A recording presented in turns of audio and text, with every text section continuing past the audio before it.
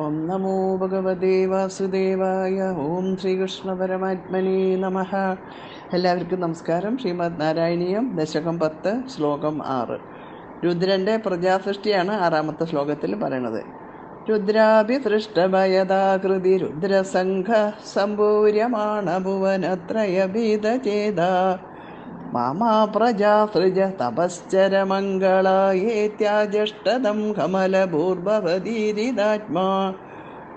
രുദ്രാഭി സൃഷ്ടഭയദാകൃതി രുദ്രസംഗ സമ്പൂര്യമാണ ഭുവനത്രയ ഭീതചേതാഃ മാ പ്രജാഃ സൃജ തപഃ ചര മംഗളായേതി ആജഷ്ട തം കമലഭൂഃ ഭവതീരിതാത്മാ.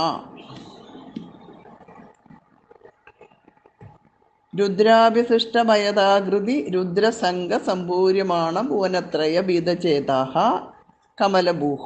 രുദ്രൻ സൃഷ്ടിച്ച ഭയങ്കര രൂപികളായ രുദ്രന്മാരുടെ ഗണങ്ങൾ 3 ലോകത്തിലും നിറഞ്ഞു വരുന്നത് കണ്ട് ഉള്ളിൽ ഭയം തോന്നിയ ബ്രഹ്മാവ് ഭവതീരിതാത്മാ നിദ്രവടി ഉള്ളിലിരുന്ന് പ്രേരിപ്പിച്ചതനുസരിച്ച് ത്വം പ്രജ മാമാസൃജ അരുത്, അങ്ങ് ഇനി പ്രജാസൃഷ്ടി ചെയ്യരുത്.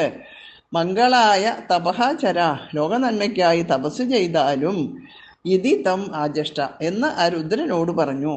രുദ്രൻ സൃഷ്ടിച്ച ഭയങ്കര രൂപികളായ രുദ്രന്മാരുടെ ഗണങ്ങൾ 3 ലോകത്തിലും നിറഞ്ഞു വരുന്നത് കണ്ട് ഉള്ളിൽ ഭയം തോന്നിയ ബ്രഹ്മാവ് നിന്ദ്രവടി ഉള്ളിലിരുന്ന് പ്രേരിപ്പിച്ചതനുസരിച്ച് അരുത്, അങ്ങിനി പ്രജാസൃഷ്ടി ചെയ്യരുത്, ലോകനന്മയ്ക്കായി തപസ് ചെയ്താലും എന്ന് ആ രുദ്രനോട് പറഞ്ഞു.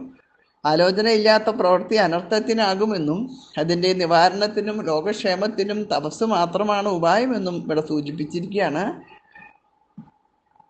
ഭവതീരിതാത്മ, അതായത് ഭഗവാൻ അന്തര്യാമിയായി നിന്നുകൊണ്ട് പ്രേരിപ്പിച്ചിട്ടാണ് ജീവികളുടെ ഓരോ പ്രവർത്തനവും നടന്നുകൊണ്ടിരിക്കുന്നത്. സന്മാർഗത്തിലേക്കുള്ള ഈ അനുശാസനം ശരിക്കും അനുസരിക്കേണ്ടതാണ് എന്ന വാസ്തവം ഭാരതത്തിലെ ഈ വരികൾ ഉളവാക്കുന്നു അല്ലെങ്കിൽ വെളിവാക്കുന്നു. ന ദേവാ ദണ്ഡമാദായ രക്ഷന്തി പശുപാലവത് യം തു രക്ഷിതുമിച്ഛന്തി സദ്ബുദ്ധ്യാ യോജയന്തി തം. രുദ്രാഭിസൃഷ്ടഭയദാകൃതി രുദ്രസംഘ സമ്പൂര്യമാണ ഭുവനത്രയ ഭീതചേതാ മാമാ പ്രജാ സൃജ തപശ്ചര മംഗളായേത്യാജഷ്ടതം കമലഭൂർഭവതീരിതാത്മാ.